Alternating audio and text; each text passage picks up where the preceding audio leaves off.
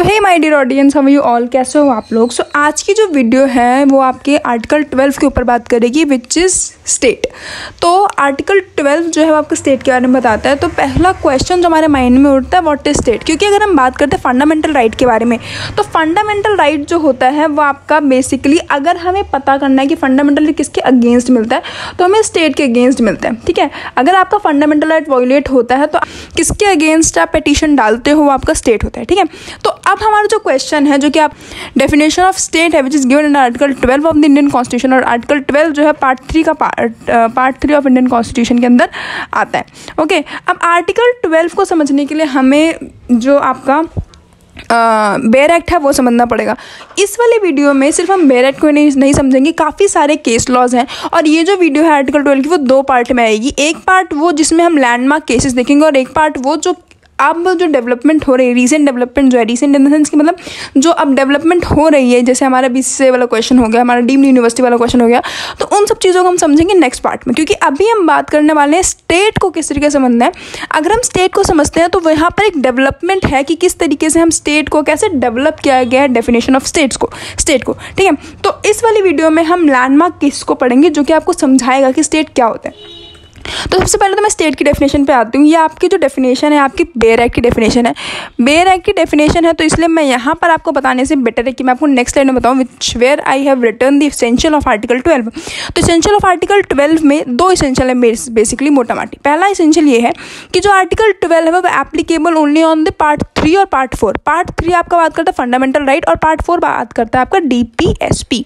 ठीक है, इन दोनों में ही स्टेट के बारे में अगर आपको स्टेट की क्वेश्चन उठता है कि स्टेट क्या होता है, क्योंकि ये दोनों ही आपके स्टेट से रिलेट करते हैं। क्योंकि स्टेट आपको क्योंकि जो आपका राइट है वो अगेंस्ट स्टेट दिया गया है, फंडामेंटल राइट अगेंस्ट स्टेट दिया गया। आर्टिकल 12 जो है वो पार्ट 3 में एप्लीकेबल है। पार्ट 4 में क्यों एप्लीकेबल है? क्योंकि DPSP मतलब डायरेक्टिव प्रिंसिपल स्टेट पॉलिसी, जो भी स्टेट की पॉलिसीज़ हैं। तो अगर आप स्टेट पॉलिसी बना रहे हो तो स्टेट समझना इंपॉर्टेंट है ना कि स्टेट क्या होता है। तो इसीलिए आर्टिकल 12 जो है वो दो पार्ट पर एप्लीकेबल होता है, not on your whole constitution. Whole constitution में आर्टिकल 12 जो है, आर्टिकल 12 की स्टेट की डेफिनेशन जो है वो एप्लीकेबल नहीं होती। ठीक है, हाँ ये है कि हम उसको कर देते हैं एप्लीकेबल, क्योंकि अगर हमें और कहीं स्टेट की डेफिनेशन नहीं मिलती तो हम उसको एप्लीकेबल मानते हैं। बट क्योंकि हमारा जो बेयर एक्ट है वहाँ पे स्पेसिफिकली मेंशन्ड है कि आपका जो आर्टिकल है, आपका जो स्टेट की डेफिनेशन है वो आपकी इस पार्ट में एप्लीकेबल होगी।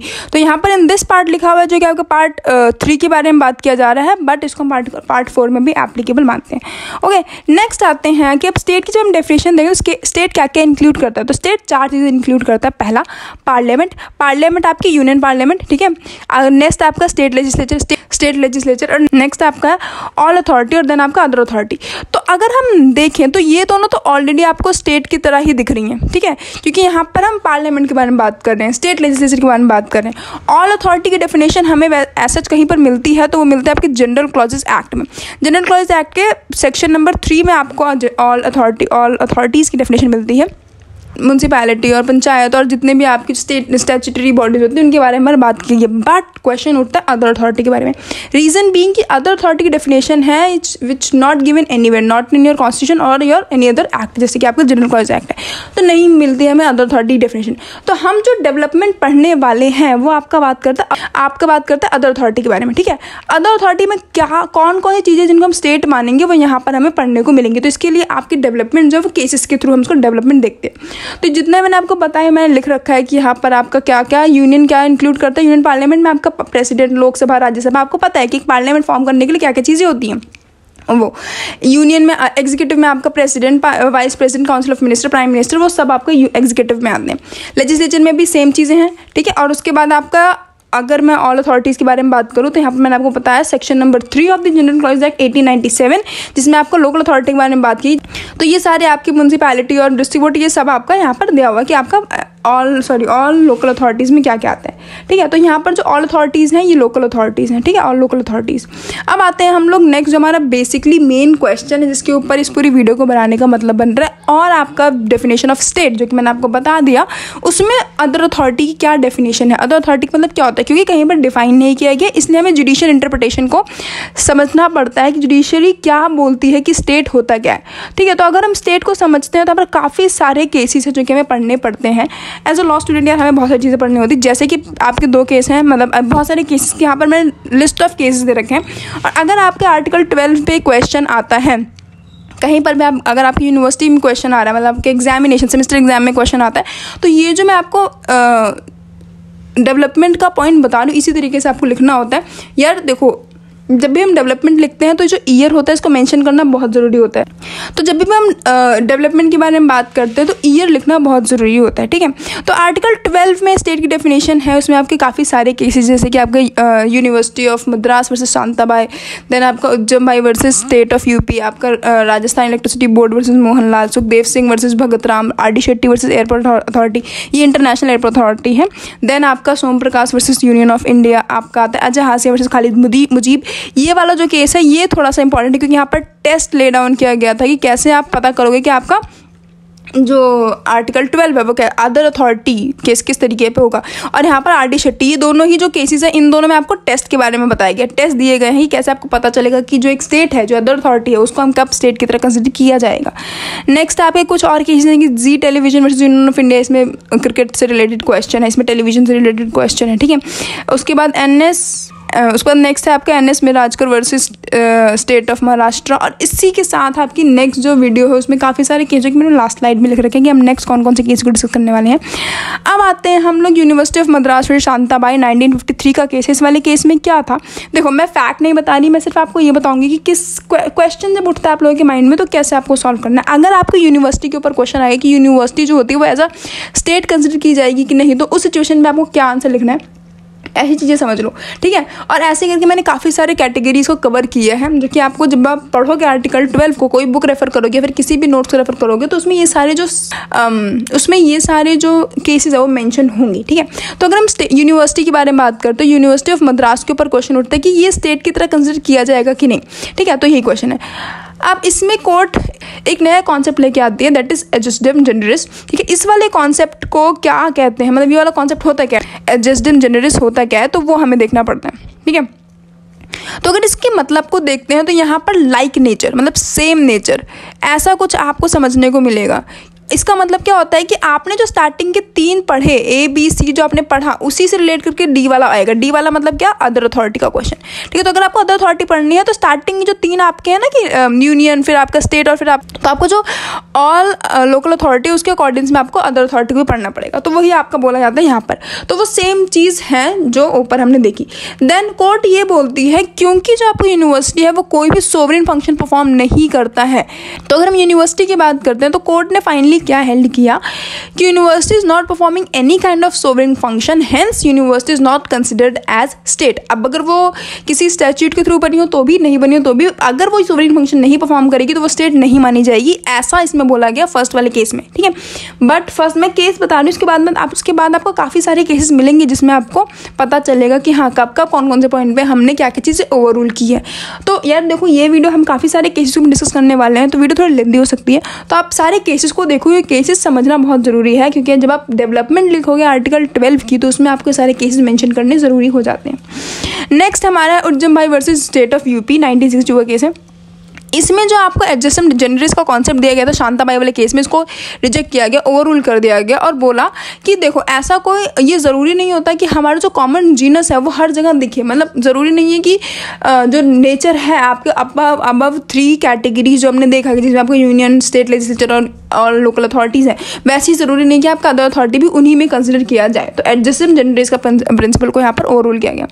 नेक्स्ट हमारा जो केस है Rajasthan electricity board versus Mohanlal, इसमें क्वेश्चन अच्छा उठता है कि मतलब क्वेश्चन ये केस जो रिलेट करता है प्रमोशन इन द सर्विसेज में, ठीक है। तो वही है कि यहाँ पर जो क्लेमेंट होते हैं वो एक रेट पिटिशन फाइल करते हैं आपके आर्टिकल 12 और आर्टिकल 15 और 16 के वायलेशन के लिए।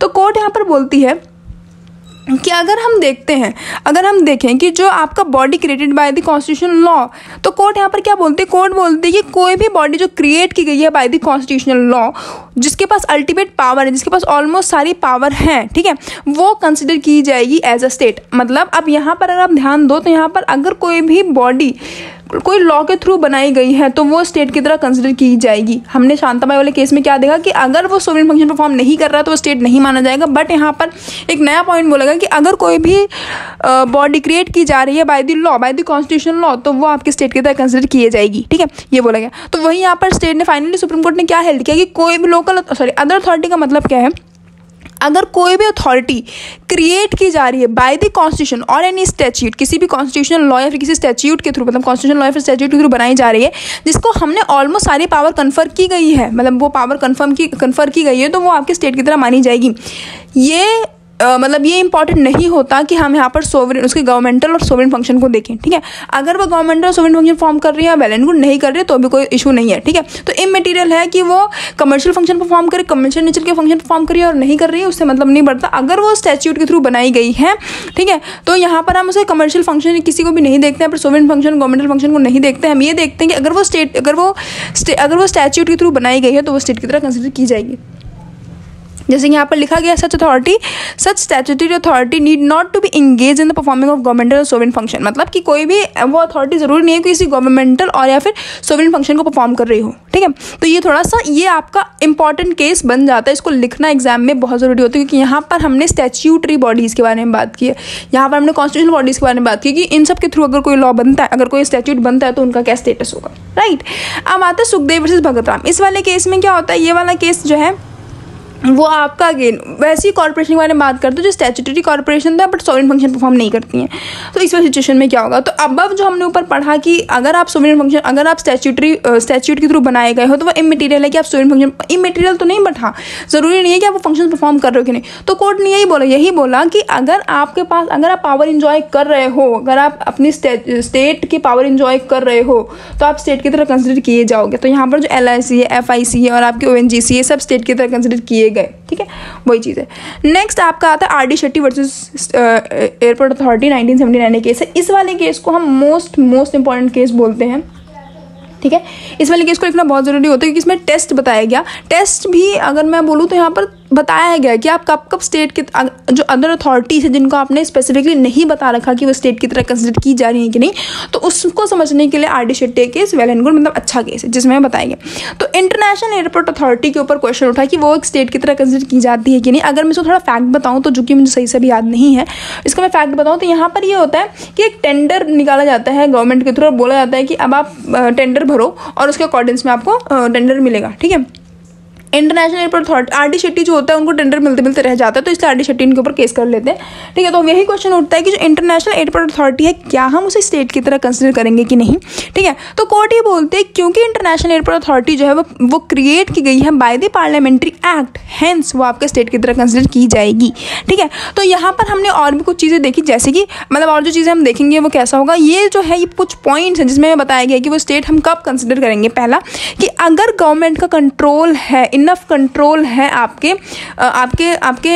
ऑर्गेनाइजेशन पे, फिर अथॉरिटी पर, तो वो स्टेट की तरह कंसिडर की जाएगी, मतलब गवर्नमेंटल मतलब आपका कंट्रोल। ठीक है, नेक्स्ट अगर आपका गवर्नमेंटल कंट्रोलर और दूसरा एक्स्ट्राऑर्डिनरी फाइनेंशियल असिस्टेंस, मतलब अगर आपको फाइनेंशियल असिस्टेंस भी मिल रही है स्टेट गवर्नमेंट के थ्रू तो भी आपका जो है स्टेट की तरह कंसिडर की जाएगी। ठीक है, अब यहाँ पे एक टर्म यूज़ किया गया जो कि एजेंसी और इंस्ट्रूमेंट ऑफ द स्टेट। तो यहाँ पर RD शेट्टी में फर्स्ट टाइम एजेंसी और इंस्ट्रूमेंट ऑफ द स्टेट के बारे में बात की गई, जो कि कहा गया कि अगर हम गवर्नमेंट, अगर हम स्टेट कब मानेंगे, स्टेट की एजेंसी व स्टेट के इंस्ट्रूमेंट कब मानेंगे, जब वो गवर्नमेंट का उसके ऊपर कंट्रोल होगा। ठीक है, इनफ कंट्रोल होगा, फाइनेंशियल असिस्टेंट मिल रही है by the state, by the government, तो वो स्टेट की तरह कंसिडर की जाएगी RD शेट्टी। अब RD शेट्टी में कोर्ट ने फिर कुछ क्राइटेरिया भी दिया कि कैसे कैसे हम स्टेट मानेंगे। ये जो चीज़ें हैं जो मैंने आपको यहाँ पर बता रही हूँ, ये फटाफट ले आते हैं। ये वाली जो चीज़ें हैं ये नेक्स्ट एक और केस में, बहुत अजय हास्य वाला केस जो है इसमें इसको और भी अच्छे से एक्सप्लेन किया गया। ठीक है, जैसे कि अगर एंटायर शेयर कैपिटल आपका गवर्नमेंट का है तो फाइनेंशियल असिस्टेंस मिल रही है तो डीप एंड परवेसिव कंट्रोल ये इंपॉर्टेंट है आपका है। तो कॉर्पोरेशन जो है इंप्लीमेंट की गई है बाय द पब्लिक अथॉरिटी। ठीक है, मतलब कॉर्पोरेशन जो है फंक्शनरी है, पब्लिक इंपॉर्टेंस का काम कर रही है।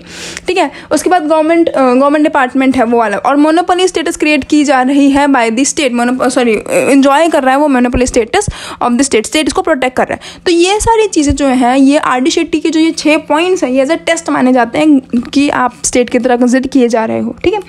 नेक्स्ट केस है सोम Prakash versus union of India. इस वाले केस में इंडियन पेट्रोलियम कॉर्पोरेशन के ऊपर क्वेश्चन उठा कि क्या वो स्टेट की तरह कंसिडर किए जाएंगे कि नहीं। तो कोर्ट ने बोला कि हाँ, हमेशा स्टेट की तरह कंसिडर किए जाएंगे, क्योंकि दो चीज़ें देखी जा रही हैं। अगर आपने अभी तक पूरी वीडियो में ध्यान से सुना होगा तो हम दो चीज़ें मोटा माटी देख रहे हैं। पहला फंक्शन कि फंक्शन क्या कर रहा है, कौन सा काम कर रहे हैं, और दूसरा कंट्रोल कैसा है। तो अगर ये दोनों चीज़ें आप स्टेट के थ्रू कर रहे हो, स्टेट जैसे कर रहे हो, तो आपको स्टेट की तरह ही कंसिडर किया जाएगा। तो इंडियन पेट्रोलियम कॉर्पोरेशन को स्टेट की तरह माना, बिकॉज क्योंकि वो फंक्शन कैसा फंक्शन कर रहा है, पेट्रोलियम कॉर्पोरेशन में काम कर रहा है, फंक्शन स्टेट की बेनिफिशियरी में काम कर रहा है, तो वो स्टेट की तरह कंसिडर किया जाएगा।